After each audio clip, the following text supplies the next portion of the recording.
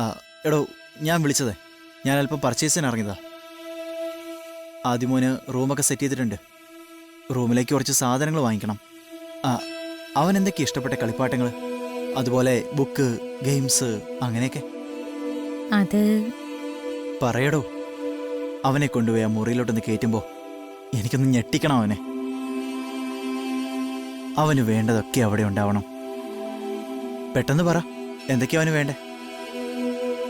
I am sorry Manu, അവന്റെ ഇഷ്ടങ്ങൾ എന്താണെന്ന് എനിക്കറിയില്ല. അവന്റെ ഒരു കാര്യങ്ങളും ഞാൻ ഇതുവരെ ശ്രദ്ധിച്ചിട്ടില്ല. ചില നേരത്ത് അവൻ അടുത്തു വരുന്നത് പോലും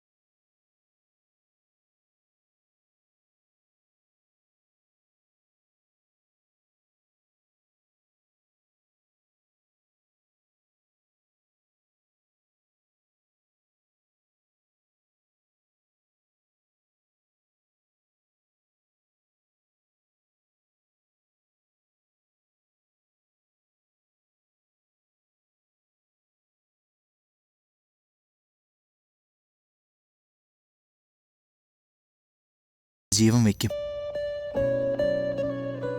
വെറുതെ ഇരിക്കുമ്പോൾ യാത്ര ചെയ്യാനുള്ള ലിസ്റ്റൊക്കെ തയ്യാറാക്കി വെച്ചോ. Will discuss it later. അല്ല, സബ് കളക്ടർക്ക് ഇന്ന് ഔദ്യോഗിക പരിപാടിയൊന്നുമില്ലേ? ഉണ്ട്, കുറച്ച് കഴിഞ്ഞിട്ട് ഇറങ്ങണം. ഉം, അത് അവിടെ തൽക്കാലം ഒരു ഗ്യാപ്പാണ്.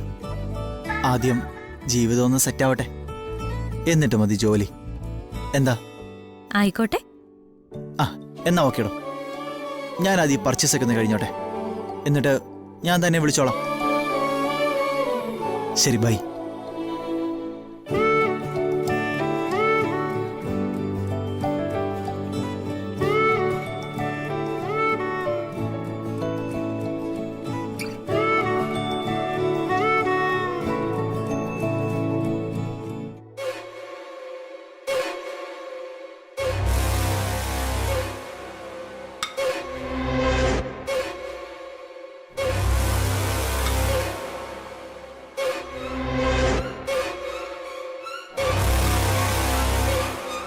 അച്ഛ,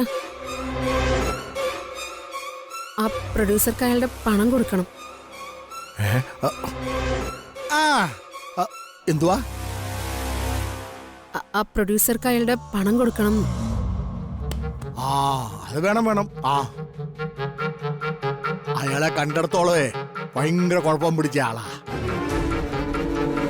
നീ ഒരു കാര്യം ചെയ്യണം. നീ എത്രയും പെട്ടെന്നുണ്ടല്ലോ ആ ഇടപാട് അങ്ങോട്ട് തീർക്കുന്നതാ നല്ലത്.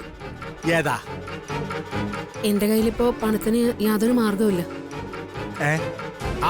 അല്ല, അത് ഞാനെന്തുവാ വേണ്ടേ? എനിക്ക് ഒരു 50 ലക്ഷം രൂപ വേണം. ആഹാ, അത്രയും മതിയാ? ഇടപെണ്ണെ വലിയ തുകയാണ് കേട്ടാ. പക്ഷേ ഒരു അത്യാവശ്യ കാര്യമായി പോയില്ലേ? നീ ഒരു കാര്യം ചെയ്. നീ പോയിട്ട് കൊള്ളാവുന്ന ഏതെങ്കിലും ബാങ്കിൽ ചെന്ന് ചോദിച്ചു നോക്ക്. പലരും ഈ അടുത്ത കാലത്ത് കനത്ത തുകയൊക്കെ ലോണായിട്ട് കൊടുക്കുന്നുണ്ട്. ഏതാ? എനിക്ക് ആ പണം അച്ഛൻ തരണം. എങ്ങനെ? എന്റെ അവകാശത്തിൽ നിന്ന് തന്നാ മതി. ഉവ്വ, അതൊക്കെ പോട്ടെ. മോൾ ആദ്യം ഈ കാര്യം ഒന്ന് പറ. എന്തുവാ അതിന്റെ അവകാശം? ഞാനുമായിട്ടേ നിനക്ക് എന്തുവാ ബന്ധം? എന്തായാലും നിന്നെ എന്റെ മകളുടെ സ്ഥാനത്ത് കാണാൻ പറ്റില്ലെന്നും ഇവിടെ വന്ന് കയറരുതെന്നും ഞാൻ നിന്നോട് പറഞ്ഞതാ, ഇല്ലയോ? ആ പിന്നെ ജന്മനാ നിനക്ക് നാണമില്ലാത്തത് കൊണ്ട് നിർബന്ധമായിട്ട് വന്നു കയറി ഇവിടെ വന്ന് ഒരു മുറിയിൽ താമസവും ആക്കി. അത് പോട്ടെ, എന്റെ ഒരു മാന്യത വെച്ചിട്ട് താമസിക്കുന്നതിന്റെയും തിന്നുന്നതിന്റെയും കൂലി ഞാൻ ചോദിക്കുന്നില്ല. അച്ഛൻ വെറുതെ എന്നെ പരിഹസിക്കണ്ട. അയ്യോ, പരിഹാസമായിട്ട് മക്കൾക്ക് തോന്നിയാ? അച്ഛൻ സമ്പാദിച്ചിട്ടുള്ളതല്ലേ എനിക്കുള്ളതല്ലേ? എന്ന് ആര് പറഞ്ഞു? എന്റെ പൊന്നുമക്കളെ, ഈ വയസ്സാം കാലത്ത് എന്നെ കൊണ്ട് ദയവ് ചെയ്ത് ഉറക്കെ ഉച്ചത്തില് സംസാരിപ്പിക്കല്ലേ. മോളൊരു കാര്യം മനസ്സിലാക്കേണ്ടത് എന്താണെന്ന് വെച്ചാല്, പണം അതല്ലേ, അത് ഞാൻ തരൂല. 50 ലക്ഷം അല്ല, ഒരു ചില്ലി കാശ് പോലും ഞാൻ തരികയല്ല. വാങ്ങിക്കാൻ ഞാൻ തീരുമാനിച്ചാലോ? ആ എടി പെണ്ണേ, കൊടുക്കാനുള്ള കാശ് നീ ആ പ്രൊഡ്യൂസർക്ക് കൊടുത്തില്ലെങ്കിലുണ്ടല്ലോ, അയാള് നിന്നെ കൊല്ലും. അതിനു മുമ്പ് എന്തിനാടി നീ എന്റെ കയ്യിൽ നിന്ന് ചാവുന്നേ? ഇവിടെ കോടതിയുണ്ട്, പോലീസും ഉണ്ട്. പോലീസും ഉണ്ട്. എന്റെ അവകാശത്തിന് വേണ്ടിയേ എനിക്ക് അവിടൊക്കെ വേണമെങ്കിൽ പോവാം. നീ പൊയ്ക്കോ. ആരാ വേണ്ടെന്ന് പറഞ്ഞേ? കോടതി ഇപ്പൊ ഒരു കേസൊക്കെ നേരിടാനൊക്കെ എനിക്ക് ഒരു ബുദ്ധിമുട്ടും ഇല്ല. അച്ഛൻ, ഞാൻ സീരിയസ് ആയിട്ടാ പറയുന്നേ. അതെനിക്ക് മനസ്സിലായി. എനിക്കൊരു 50 ലക്ഷം രൂപ തന്നിട്ട് ബാക്കിയുള്ളത് എന്താന്ന് വെച്ചാ ചെയ്തോ. ബാക്കിയുള്ളത് അയാൾക്ക് കൊടുക്കാനാണോ? അയാൾക്കാണെങ്കിൽ വാങ്ങി തിന്നുന്നതിന് ഒരു നാണമില്ല. അല്ല, നീ ഇത് അയാള് നീ ആരെ ഉദ്ദേശിക്കുന്നേ? ആരെ നീ ഉദ്ദേശിക്കുന്നേ?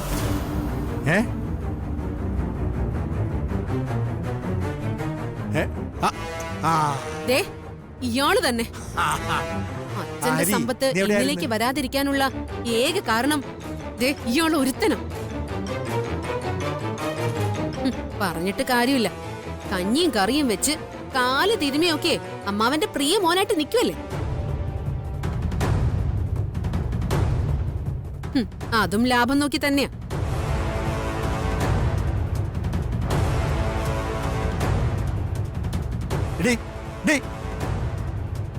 അവൻ ഇതിന് ലാഭം നോക്കിയ കാര്യമൊന്ന് നീ എന്നോട് പറയണ്ട. അവനിന്നെ എനിക്കേ ലാഭം ഉണ്ടായിട്ടുള്ളൂ. രാമകൃഷ്ണനെ ആകെ ഉണ്ടായിരുന്നത് 1-2 തുണ്ട് ഭൂമിയാ, പിന്നെ കുറെ തരിശായിട്ട് കിടക്കുന്ന പാടവും. അതില് പണിയെടുത്തതും പൊന്നു വിളിച്ചതൊക്കെ അതിന് വിലയുണ്ടാക്കി തന്നത് പോലും ദേ ഈ നിൽക്കുന്ന ഇവനാ.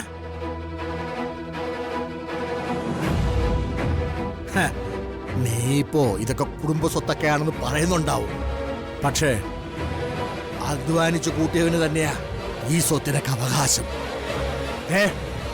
ഈ സ്വത്തൊക്കെ ഉണ്ടല്ലോ ഇവന്റേതാ.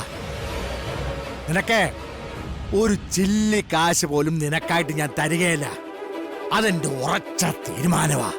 എങ്കി അച്ഛനൊന്ന് കുറിച്ചു വെച്ചോ. ഓ, ഇവിടെ പലതും, പ്രിയപ്പെട്ട പലതും ചിലപ്പോ നഷ്ടപ്പെട്ടെന്ന് വരും. അപ്പോഴേ വീണയുടെ വില നിങ്ങൾക്ക് മനസ്സിലാവും. നിങ്ങളൊക്കെ കരയിക്കേണ്ട മാർഗമൊക്കെ എനിക്കറിയാം.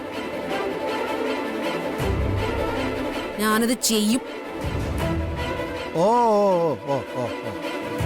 നീ ഒന്ന് നിന്നേ.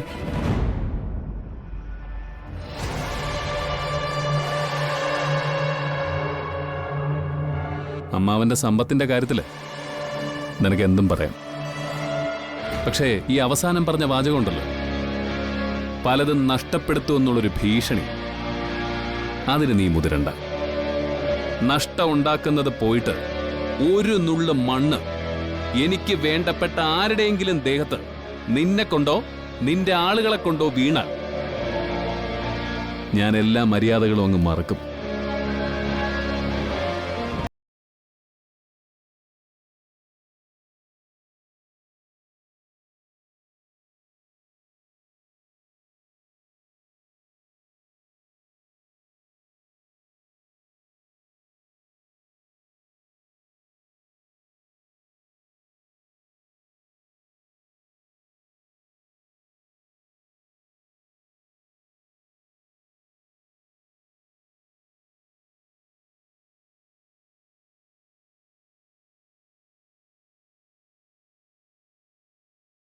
ണ്ടേ കേക്കാതിരിക്കും ഇവനെന്താ പൊട്ടനാ.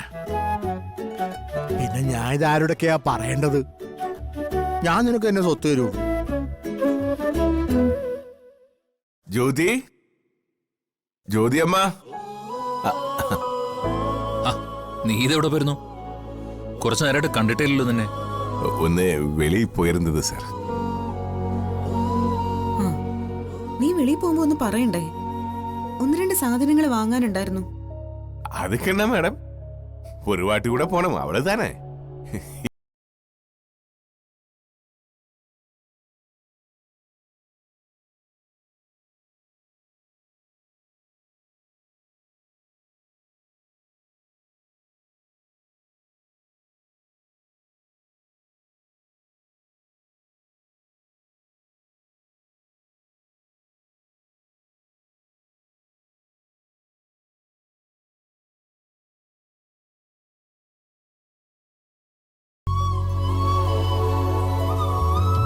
ജ്യോതിയുടെ ചോദ്യം കേട്ടില്ലേ?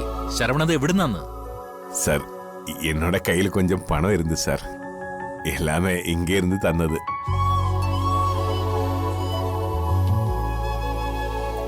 அதெல்லாம் கூட்டி கூட்டி வச்சு நம்ம சிஸ்டர் கல்யாணம் தானே, நானாയിട്ട് ஏதாவது வாங்கி கொடுக்க வேணாமா? ശരവണ, ജ്യോതിക്കുള്ള സ്വർണ്ണാഭരണങ്ങളൊക്കെ ഇവിടെ ഇരിക്കുന്നുണ്ടല്ലോ. அது இருக்கு மேடம், എന്നാലും എന്നോட തങ്കച്ചിക്ക് നാനായിട്ട് ഏതാവത്. അമ്മ, உங்களுக்கு இது பிடிச்சிருக்கா? ഇഷ്ടമായി, നല്ലതാ. സമാധാനം ആയിடுச்சு.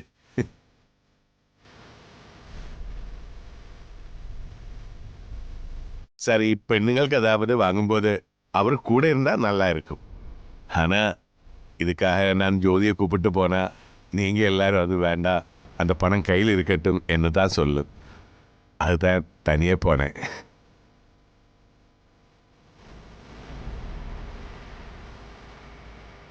നഷ്ടപ്പെട്ടുപോയ എന്തൊക്കെയോ നീ ഓർമ്മിപ്പിക്കുകയാണ് ശരവണ.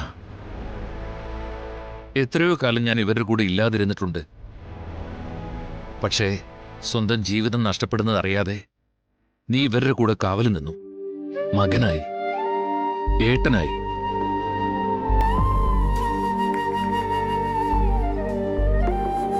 എടാ, ഞാൻ നിന്നോട് എങ്ങനെയാടാ നന്ദി പറയേണ്ടത്?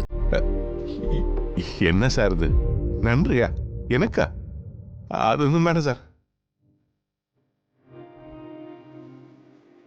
ഒരു ജന്മം മുഴുവൻ ഞാൻ ഇങ്ങത്താൻ കഴിഞ്ഞത്. ഇവർ யார் சார்? இவ்வளவு பெரிய குடும்பத்தில் நீங்க எல்லாரும் என்னோட அப்பா அம்மா தங்கச்சி அந்த மாதிரி.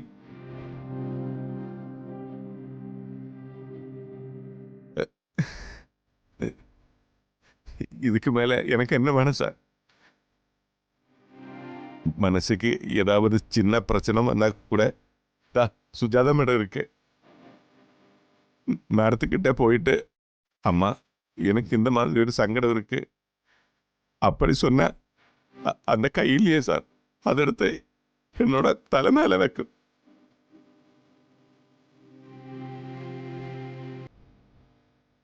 அது போதும் சார் எனக்கு. அந்த நிமிஷத்துல மனசுல இருக்கிற எல்லா வலியும் போயிடும் சார்.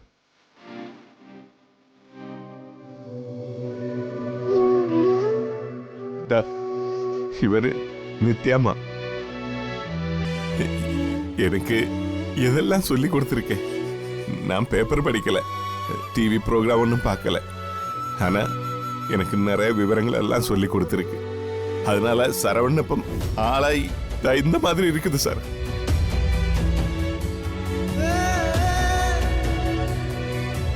இந்த குடும்பம் சார் எனக்கு உயிர். ശരവണ, ചിലപ്പോഴെങ്കിലും ഞാൻ ചില മോശം വാക്കുകൾ ശരവണനോട് പറഞ്ഞിട്ടുണ്ടെങ്കിൽ എന്നോട് ക്ഷമിക്കണം കേട്ടോ. என்ன சார் இவரு? தங்கச்சி என்ன அண்ணனோடு என்ன வேணும் சொல்லலாம், வழக்கடிக்கலாம், அடிகூடலாம், അതൊക്കെ താനമ്മ ഒരു കുടുംബം. ஆனாலும் ஒரே ஒரு வருத்தம் தான் இருக்கு. இதுக்கு மேல ஏதாவது பண்ணணும்னு ஆசை இருந்தது. அது பண்ண முடியல. അത് മട്ടുന്തേ. ഇതിനേക്കാളും വില പിടിച്ചതൊന്നും ആർക്കും എനിക്ക് വാങ്ങിച്ചു തരാൻ പറ്റില്ല. ഇതിൽ കൂടുതൽ ഒരു ഏട്ടന്റെ സ്നേഹം അനുഭവിക്കാനും പറ്റില്ല.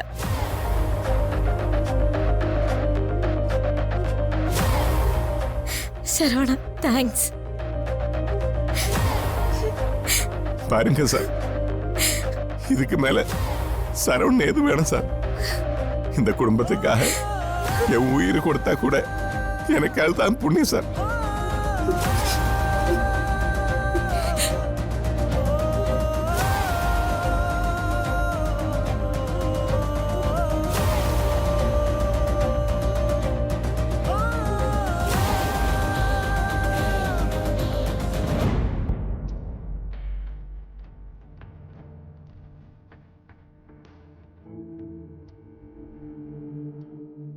ആദി,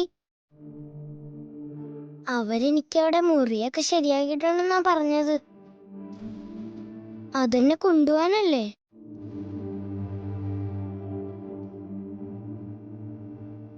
സുജാതമ്മ ഒന്നും പറഞ്ഞില്ല, അപ്പൂപ്പനും ഒന്നും പറഞ്ഞില്ല. അവരെല്ലാരും കൂടി തീരുമാനിച്ചതാ കല്യാണി. അതിന് നിത്യാമ്മ സമ്മതിക്കില്ലല്ലോ. നിത്യാമ്മ ഒരിക്കലും സമ്മതിക്കില്ല.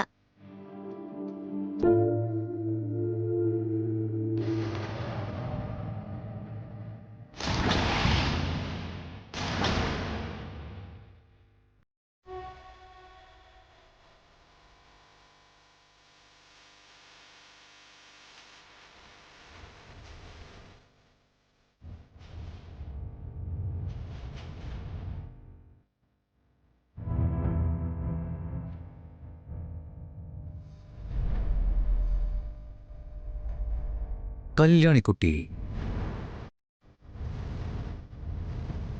മക്കളെ ട്യൂഷൻ കഴിഞ്ഞ് വരുവാണോ?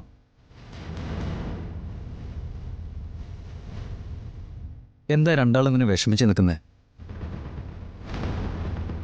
ഓ, അങ്കിള് പറയട്ടെ, ആദ്യക്കുട്ടന് സങ്കടമാണല്ലേ? അല്ലേ കല്യാണി മോളെ?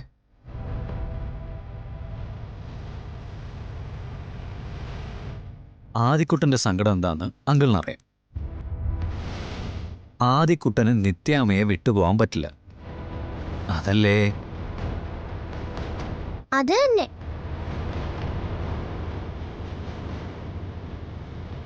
അതിനാര് പറഞ്ഞു ആദിക്കുട്ടൻ നിത്യാമ്മയെ വിട്ടുപോകുന്നു? എൻ്റെ ആദിക്കുട്ട, അങ്കിളാ മോനോട് പറയുന്നത്. മോൻ എന്നും നിത്യാമ്മയുടെ കൂടെ ഉണ്ടാവും. സത്യാണോ? ആന്നേ. മോനെ, മോനെ നിത്യാമ്മയുടെ അടുത്തുനിന്ന് ആരെങ്കിലും പിടിച്ചുകൊണ്ടുപോകാൻ ശ്രമിച്ചാലുണ്ടല്ലോ, അങ്കിളിതേ ടിഷും ടിഷും ഫൈറ്റ് ചെയ്യില്ലേ? അതിനങ്കിൾ ചീത്തയല്ലേ? അടി. എന്നാരടാ പറഞ്ഞേ? എല്ലാരും. പക്ഷേ മോൻ്റെ നിത്യാമ്മയുടെ ഒന്ന് ചോദിച്ചു നോക്കിയേ, അങ്കിള് ചീത്തയാണോന്ന്. അങ്കിള് ചീത്തയാണെങ്കിലേ നിത്യാമ്മ അങ്കിളിനോട് സംസാരിക്കോ? അങ്കിളെ, ആദിക്കുട്ടനെ വിടരുത്. ആദിക്കുട്ടൻ പോയാലേ എനിക്ക് പിന്നെ ആരും കൂട്ടില്ല. ആ, അതറിയാവുന്നുണ്ടല്ലേ അങ്കിള് പറയുന്നേ. നിങ്ങൾ രണ്ടുപേരും ഒന്നിച്ച് നടക്കുന്ന കാണാൻ എന്ത് രസമാ. അങ്കിള് നിങ്ങളുടെ അടുത്തൊന്നും വരുന്നില്ലെങ്കിലും അങ്കിളിന് നിങ്ങളെ രണ്ടുപേരെയും വലിയ ഇഷ്ടമാണ്. നിങ്ങൾ കളിക്കുന്നതും ചിരിക്കുന്നതും ഒക്കെ അങ്കിള് മറഞ്ഞു നിന്ന് കാണാറുണ്ട്. മോൻ നിത്യാമ്മയോട് പറഞ്ഞാൽ മതി, അങ്കിള് മോന് വാക്ക് തന്നു കേട്ടോ. അങ്കിള് വാക്ക് തെറ്റിക്കില്ലല്ലോ? ഇല്ല മോളെ,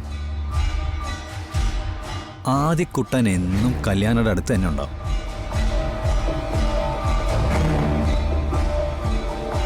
നിത്യാമ്മയുടെ കയ്യും പിടിച്ച് നിങ്ങൾ രണ്ടുപേരും ഒന്നിച്ച് പോവുകയും ചെയ്യും. പിന്നെ മോളിത് മോളുടെ അച്ഛനോട് പറയണ്ട. അതെന്താ? അച്ഛൻ സുജാത അമ്മയോട് പറയും. അപ്പം എന്തു പറ്റും? സുജാത അമ്മ പ്രശ്നം ഉണ്ടാക്കും. അതുകൊണ്ടാ അങ്കിള് പറയണ്ടാന്ന് പറയുന്നത്.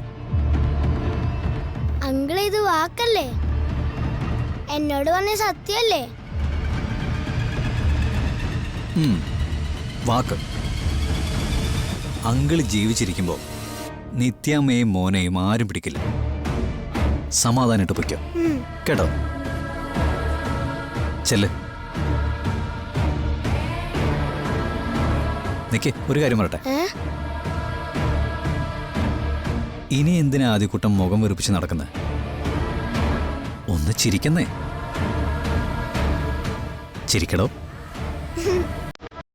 എടാ ചിരിക്കടാ.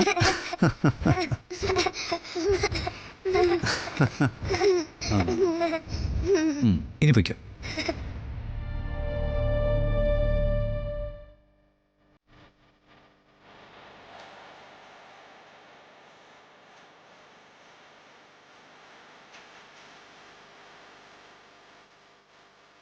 പൊയ്ക്കോ. എല്ലാവരും മനസ്സ് നിറഞ്ഞ് സന്തോഷിച്ച് പൊയ്ക്കോ. എന്നിട്ട് ആ സന്തോഷം തല്ലിക്കെടുത്തുന്നത് അതിൻ്റെ ഒരു സുഖം.